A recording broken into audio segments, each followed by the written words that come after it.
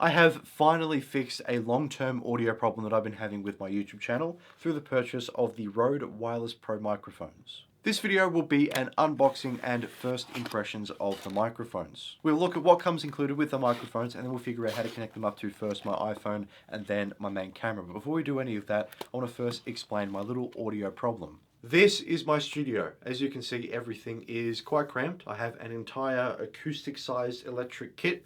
I've got an electric piano, a desk with 2 monitors, an entire guitar wall behind me, and then a queen-sized bed because I'm in my bedroom. This is all very practical for recording music, whether it's for my instrumental album, for covers on YouTube, even my improvised sessions, which is a new series that I have going on for the channel. But when it comes to making videos and recording content, again, things get a little bit cramped. Because of everything around me, I've needed to move my camera a couple of meters away from me, right up against the wall. I myself am leaning against my desk, which is good for the video. That's okay, that's cool.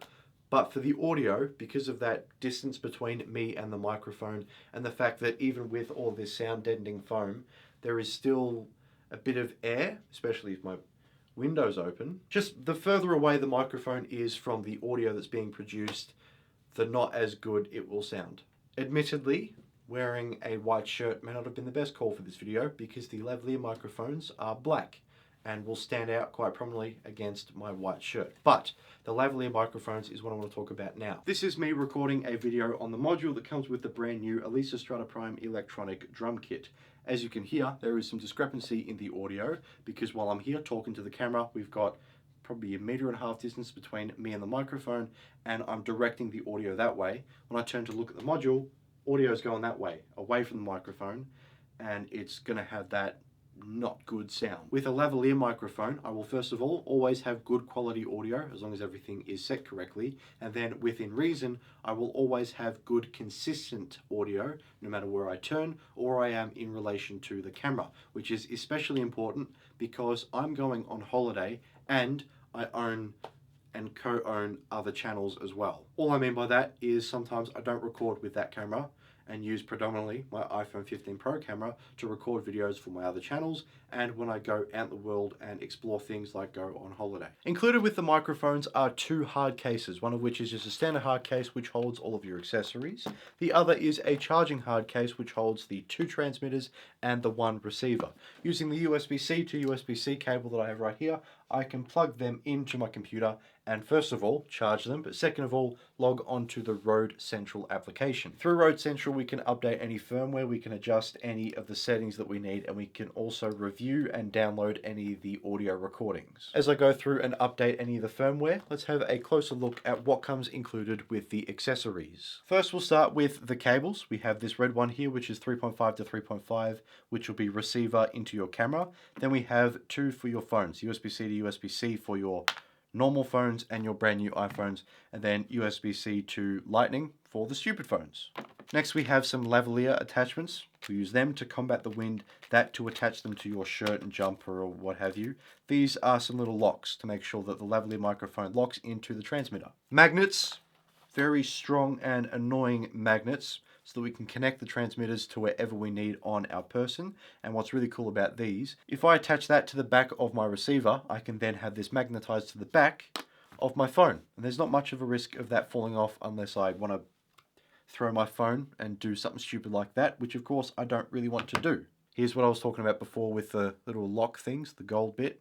So that will unscrew, and then when I plug that in, I can screw this up to lock it into place and to stop it from falling off. Just more security. To finish off all of our accessories, we have also got 5 different dead cats. 2 of them are for your lavalier microphones. Them 2, because they've got those little holes there, which will just slot on top of that for real extreme hurricane sort of noises.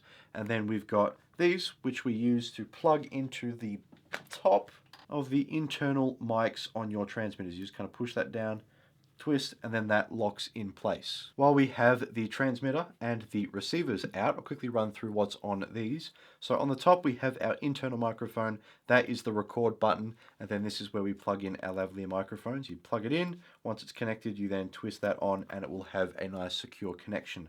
On the bottom that is your Rode button, and that turns everything off and on. Next, on the bottom, you have your little controls, which you can cycle through things like your decibel level for listening back to stuff. You've also got your menu and everything like that. On the top, also your Rode button, your on-off button. On the side, we have got this, which is what we connect our 3.5mm cable into, or we have our USB-C, so I can plug it into my phone. Here is your battery indicators. This is telling me that transmitter 2 is connected to the receiver, and here of course is my audio levels. If I was to pick up my transmitter and put it nice and close to my mouth, you of course can see the audio is peaking there, going into the red. This M here is telling me that the two signals from transmitter 1 and 2 will be merged together into one signal. If that was S for split, it means that I have transmitter 1 recording one signal and transmitter 2 recording another one, which I think is your left and right, which you would then need to edit a little bit more in post to get them working together.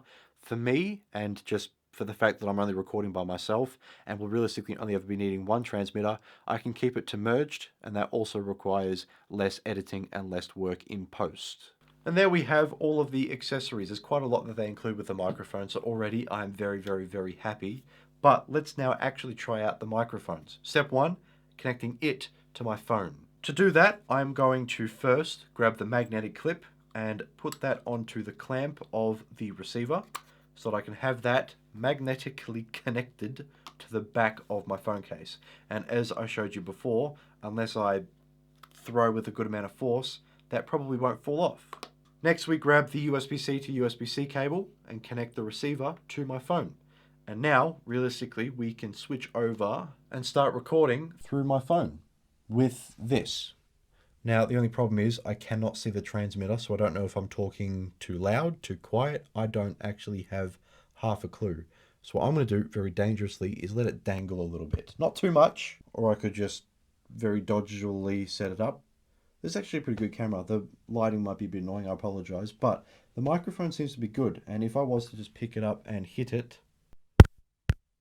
it's quite obvious that it's being used. So right now, I'm recording my first bit of audio with this transmitter, with this brand new microphone into the receiver with the camera and everything. That's awesome. First bit of recording. I'm pretty sure it works. I would expect nothing less. That's where I'm going to hold it. You could probably put it there. That would make more sense. I can clamp it onto my shirt and it still should be okay. Because it's recording 32-bit, that means that it shouldn't be peaking the audio. It should be, recording all different types of levels and leveling it out and making it all sound good. And now I have what looks like a really professional setup, sort of TikTok. There's no one to interview, but a TikTok interview kind of thing. That's pretty cool. And now we should maybe hopefully have the lavalier working. And this whole time I haven't been recording with this, which means a 32-bit hasn't been recording to that. But I shouldn't need to worry because it's not been peaked. It may have just peaked there. I don't know. I'll keep it quiet because now the lavalier is obviously really close to me. Shouldn't have touched anything. My fault. I apologize for noise. If I click record, 3, 2, 1, I'm now officially recording this channel through that. I want to see if there's a difference because I'm expecting that that has been picking up that and just giving it straight into the video on my phone.